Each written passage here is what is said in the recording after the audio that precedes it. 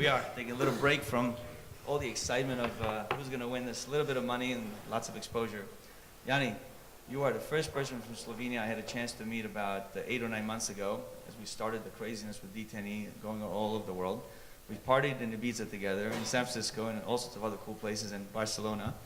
And here we are in your own country, and everybody knows you, but there's a lot of people on Facebook watching us throughout the world who have heard of Slovenia, have heard of these 8, and now with Spotify, the 9th successful ICO, but you were the first. So September 2016, take us back a little bit. How was it? How long was the roadshow? How many pitches did you do? How many investors? Just give us the meats. Very few people still remember that historical part of what it was like to be the first successful ICO of Slovenia. Thank you, Mike. Yeah, it was definitely the first ICO in Slovenia and one of the first one globally. At the time was one of the biggest as well.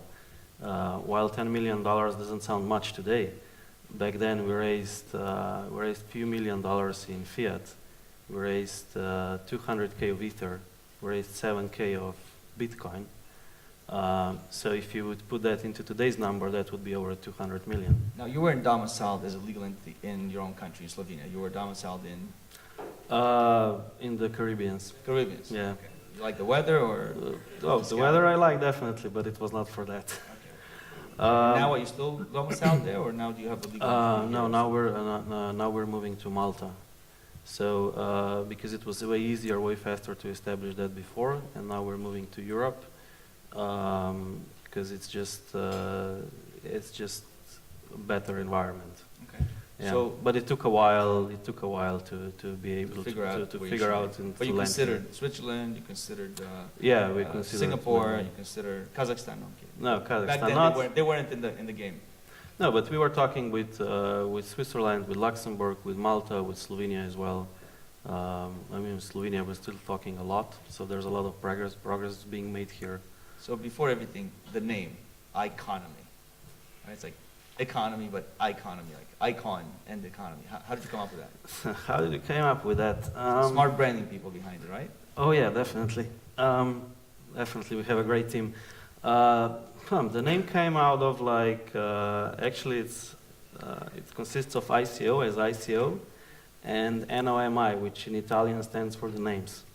The names? The names, yeah. That's how we came up with the name. And like the whole name altogether, it sounds cool. So TG economy. Back then nobody was talking about TG. Could be, but now it's just economy, so it's like kind of like overtaking the with the brand. Then I remember we would look at, you were number what from the first ICOs from Mastercoin, and then the real successful one was Ethereum. What number were you? Remember, like 55, 50, 60 of all from the beginning of. I don't know the sequential number that we were in, but in terms of raising the money, we were the 3rd in crypto at the time. The 3rd biggest numeric wise. Yeah, numeric one. And probably top 50 since the beginning of all ICOs. So. I mean, maybe we were the 50th on the planet, but all other, they were like way smaller. So in terms of the numbers. So back then it was what, 18 million was Ethereum? Ethereum, yeah. There was Waves with like 15, yeah, right. And then it was us with 10. Right. And like the 4th place was Lisk with 7. Right. And how long did it take you after you finished the ICO, which was what, 30 days? No, the ICO, like, so back then there was no 30 days, there was no pre-ICO, post-ICO. No. It's only like a year and like few months since. A year and a few months it took? No, a year and a few months since the ICO is like today. Right. But it sounds like an ancient time. And so what we were doing, we announced we announced the project, and then we announced we're gonna do an ICO just 8 days before we started raising the money.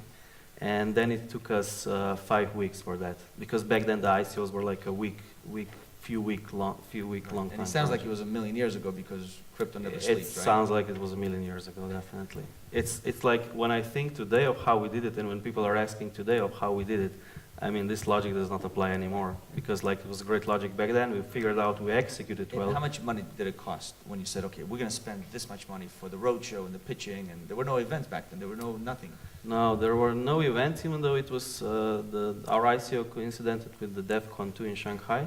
The death of? DevCon. The DevCon, okay. Yeah. So we covered that one, and we covered an event which is a Pirate Summit in Köln. It's a pretty cool startup event here in Europe. which I think is really cool because we're showing the world that we're like from this kind of like startup world or from the world that we deliver.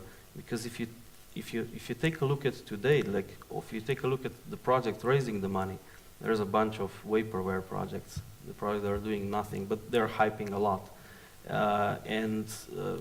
You can call this bragging or not, but if you look at what we promised during the initial like presentation of what we're going to build and what we delivered today, we delivered exactly what we promised, and we delivered on time. Which is very rare these days. It's very rare these days, yeah. Okay. So how many investors altogether? What's your numerical value? You mean during the ICO? At the end of the ICO, when you announced, you know how today they announced, I've raised this much money, and this is how many investors. What was that number? 3.5K. 3,500? 3,500, yeah. And you probably didn't know more than a handful of them. No, I mean, like, honestly, like, the funny thing is, like, the ecosystem here in Ljubljana is really developed. And it's, as you are announcing the d10e for Ljubljana, it comes with the biggest ICOs per capita. I think we raised, like, around 3 million from Ljubljana only. Mainly from people that were investing in fiat. So 3 of the 10 million altogether was from your own country. Yeah. And how many of the 33,500 investors would you say were from here? I would say like 500 to 700. Wow, that's this great. number. And we know that because we were doing the KYC for what's good about that is that you have to put this money to good use, because then when you go to a supermarket or go play tennis or whatever you're going to do in the small country of 2 million people, you're going to bump into people saying, give me my money back. Definitely. So you have to be creative and make sure that it works, right? Yeah. That's the good thing about living in a small country. You have to make it work, or you lose your reputation. You kind of have to escape to another country. Yeah, but that was also like the reason why we got money from the city, because people like they were able to check on us. Because like you're never like more than like 2 connections apart, or like you can ask a single guy that knows a guy, and they'll be able to figure out So who you are. 500 to 700 people, and then the rest, 75% were followers, people that you never met. They just saw a website, saw a pitch deck, saw a white paper, saw a good team, and they just followed. Yeah, and back then things were happening on a forum, and there were lots of questions. We were giving lots of answers, covering all the topics, and I think that showed the credibility. And you're the only ICO probably for the month of September 2016. I think there were 3 ICOs in that month, or 4. Yeah. Do you remember who they are? Did they do anything with their lives? They did raise some money. That's what they do, but they did not deliver. The reason why I'm asking that is because this is what we give the prize money divided by 3 people. Because you never know if the first, second, or third, or even the fourth, or maybe the one of the last one is going to be so motivated to get a better package and present better. So this is the point I was trying to prove, is that it doesn't matter if you remember who they were. It matters that in the top 3 of anything, you don't know who the winner will be. In your case, you were the biggest numeric value-wise, and you did make a good name for your country out of that. So you got the money, and then you went to work. You hired more people. How many people work now in the economy? Now there's 40 of us. 40? 40, yeah. Decentralized or mainly here? No, decentralization, while it sounds cool, it doesn't work with management. To build a company still at the early stages where things are changing that rapidly, as in this environment, you can't be really decentralized. So how many in Slovenia versus other places? So everyone's in Slovenia except one developer that's working remotely. Where? Lithuania. You haven't figured out how to bring that person? No, and actually, like, no, we haven't figured out. And for his profile, it works. But I can say, like, the funny thing is, so out of those 40 people, 6 are not from Slovenia, and they moved here. They moved here, yeah. So we had a guy that moved here with his wife and 2 twins of 18 months. From where? From Riga. Riga, okay. So yeah. Yeah, so from Europe. We have 2 from Serbia. We have an Australian guy. And the funny thing, we're always looking, like, just if you open your phone and check at the apps that you're using, you're going to realize that basically all the apps were made or they grew up in Silicon Valley. And so I know many startups that started in Slovenia or started somewhere in Europe, and then they moved there. And they work there. Yeah. And so people just individually moved there to work there. and we have a guy that moved from there to Ljubljana to work for us. That's cool. That's Yeah, cool. it's So pretty Lithuania is actually one of the countries that we're going to be taking d10e to. We have actually, our co-host is here with us today, and he says, I want a 500-person event. I want to have everybody from my country and all the neighboring countries everywhere throughout the world come to Lithuania and have a great time. So we'll make sure to feature your one developer, unless he's hidden and he's your secret weapon, you don't want people to know about him. Then we'll just give him a ticket and we'll just write, economy on it. And We're open, we're Yeah. open. Okay, so you raise the money, you get all the fame, you motivated thousands of other people in your own country to follow suit. There's been since 8 more successful ICOs, which we talked about yesterday, and that's why I think your country deserves this title that I kind of came up with Uroš from Realto, that you are the country with the most successful ICOs per capita in the world. And now hopefully there'll be more and more people raising money as a result of this event and many other events that are happening here. So you want to raise the money, you build the company, you kept your word, you're providing good service. Where's the money come from? Are you profitable? Are you generating revenue yet? Or are you still in the development stages at this point, a year and a few months after the ICO? Yeah, on a yearly projection, we're profitable. So just in short, like what we do, we run a fund management platform for blockchain-based assets. While at the same time, we also have a fund that invests into ICOs. It's one of the biggest, if not the biggest on the planet. What's the name of the fund? So the name of the fund is Pinta. Pinta. Pinta, by the Columbus fastest ship on the first voyage to the New World. And this fund is $100 million in size as of today. Was it a secondary raise, or where's the money from? No, it was part of the initial raise where we committed certain amount of funds into the fund. So back then, I think it was around $4 million. That's today worth, yeah, like I mentioned, 100, yeah. So yeah, we are profitable on a yearly projection, excluding the fund itself, but the fund itself is making like some really good investments as well. Okay.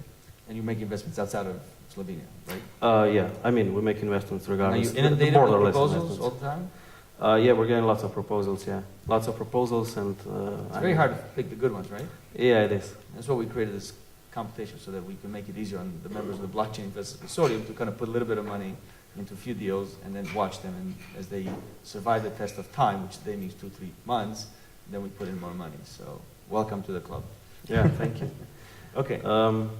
But yeah, when we're talking of it's hard to pick the deals, it's really hard to pick the deals, and you have to distinguish between a project that will do anything and the project that won't do anything. For example, there's you want to wide the project. There's a project that's the whole platform, the market cap is like 100 million today, or like 80 to 100 or so, that has 0 developers at the moment. So that's for you doing the due diligence to figure that out. Right. So you have a fund, and then you're also a part of another capital group, Columbus Capital, right? Yeah, Columbus is actually the one that's managing the fund. Oh, Columbus is the manager of the assets economy. of economy fund. assets, Okay, yeah. got you. All right. Good. So what's that website? Where should people go and apply? So it's columbuscapital.com. So don't throw your business plans and white papers at him when he gets off stage. Go to, what's the website? Columbus Capital. Columbus Yeah, Capital. once you Google it, .com. .com. Okay. .com. Okay. So what are the best lessons you learned? The top 1, 2, 3 lessons from your ICO, which again is not really relevant to 15 months later, but There are still a few things that are relevant all the time. I would say, be patient. That's number one. Don't go into projects that are hyping all the time. Go into projects that are really like they have some fundamental value. They have founders that are good founders that are eager to deliver. That's the especially today it's really hard to see that because the whole market is just going up and up and up, and it's easy. And so we're all the winners. You can't do a bad choice today. But when this will clear, the good players will stay, and those players will be the ones that have a product, like us, that have a functional team, and are working to deliver what they promised, not to. So based on all the deal flow that you see, let's just talk about Slovenia right now. In December of next year, a year from now, how many more ICOs of at least a few million each do you predict to see with the founders being from your own country? So if today you are 9 successful ones in a year and a half since you started the first ICO's craze, how many more do you predict will be known by the world from this country? I guess the number should be like between, could be easily between 50 and 100. 50 to 100? Yeah. Well, wow. Well, that sounds a lot. I mean, at least $1 million raised. Yeah, yeah, that could easily happen. That's very optimistic. That's very optimistic, but I've Is that how many companies you're looking to invest your $100 million in? I don't know. It's $1 million each. We'll see about that. Accomplish that by yourself. Yeah, if we invest all in. No, while that sounds very optimistic, it's what I hear very often. And when we started last year, you know, as I said before, there was 3-4 ICOs in September of last year, and we said that this year is going to be 1,000 of ICOs. So that back then was like... Just from Slovenia? No. Globally. Worldwide, yeah. Yeah. Okay. But back then, that was like, we figured out probably it was like the 50th ICO, and we said next year there's going to be 1,000. Like, are you kidding me? Right. Like, but that's where we're heading. I compared this to the apps. Remember in 2007, there were a few apps, and there was 100,000 apps Yeah. in the big news, and then they said 1 million apps in Apple Store. And it's the same thing, right? Yeah. It's crazy. And today, there's like millions of apps. Right. Yeah. Good. So last words of wisdom for all those students and dreamers and those that are, you know, running big successful businesses looking to decentralize something. What are the words of wisdom you want to impart with everyone here and worldwide watching us on Facebook?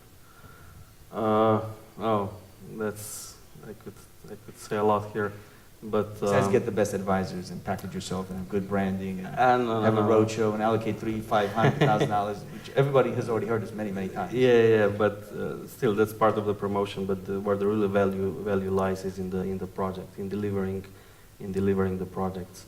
And if you'll deliver, you'll do good. But if you won't deliver, you won't do. Make sure you have good chemistry with your CTO, because that's what delivers. Also, right? Like CEOs could go out there and pitch and embellish and make you need everyone. deal look good. But if you don't have a good CTO to actually develop the technology, you're dead. That's a good combination to start. Right. Well, thank you very much for your time. Thank you, I know Mike. you just flew in from San Francisco and you're jet lagged, but thanks for coming here and helping everybody move to the next level. Thank you for Thanks, having me. Jani. Thanks.